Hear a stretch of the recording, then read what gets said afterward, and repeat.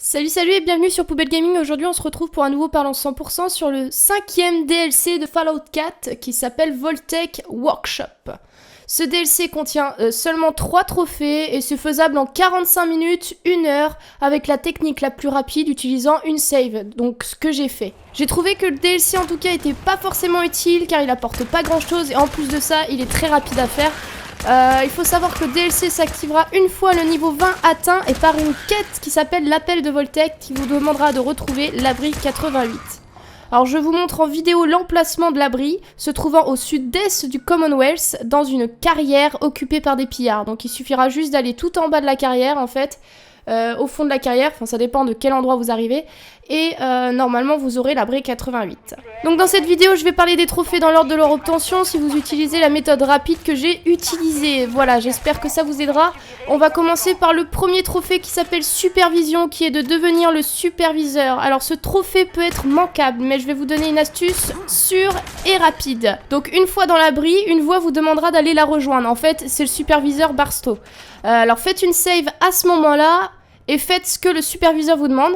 Une fois l'atelier trouvé et les débris dégagés, vous la verrez. Ne lui parlez surtout pas et tuez-la. Voilà, le trophée sera à vous, mais attention, ça vous bloquera les autres quêtes et donc les autres trophées. C'est pour ça qu'il faudra reprendre votre ancienne sauvegarde une fois le trophée obtenu pour pouvoir continuer les quêtes et donc les autres trophées. La deuxième méthode est plus longue et moins sûre car il faudra faire toutes les quêtes, donc il y en a 7-8, et il faudra pousser Barstow à quitter son poste. Le trophée peut ne pas tomber à cause d'un bug, donc prévoyez une save avant de commencer la dernière quête qui s'appelle en anglais Lady Luck. Désolé, j'ai pas la traduction française puisque je n'ai pas fait cette quête, mais je vous conseille quand même de faire la première méthode parce que c'est la plus courte et la plus sûre. Deuxième trophée, une vie meilleure sous terre, qui est de déverrouiller toutes les zones constructibles de l'abri 88. Donc il y a un total de 4 zones à trouver, dont une qui est liée à l'histoire. Donc quand la voix vous demandera de la retrouver, vous allez trouver un atelier. Donc du coup, la première zone sera trouvée. Donc il faudra trouver les ateliers et leur tableau de commande. C'est une quête optionnelle disponible une fois que vous aurez fabriqué un bureau à la superviseure et que vous lui aurez parlé.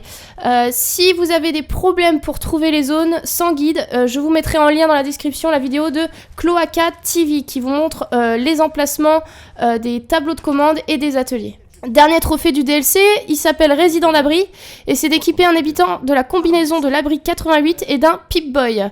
Donc une fois les entretiens faits à la quête citoyen modèle, une personne sera retenue, donc Clem, le jeune garçon enthousiaste. Alors il faudra faire une save à ce moment-là parce que le trophée peut être buggé, oui encore une fois.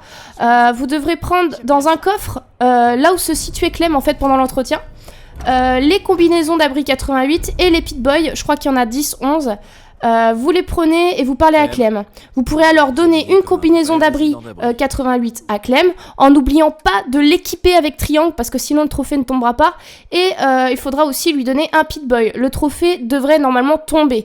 Malheureusement il existe un bug et si la quête ne se termine pas et que le trophée ne tombe pas, il faudra lui donner un deuxième Pip-Boy et ça devrait se débugger. Si vous êtes encore bugué, chargez la save que vous avez faite juste avant pendant les entretiens et refaites les mêmes actions jusqu'à avoir le trophée. Voilà, j'espère que cette vidéo vous aura aidé pour avoir le 100%.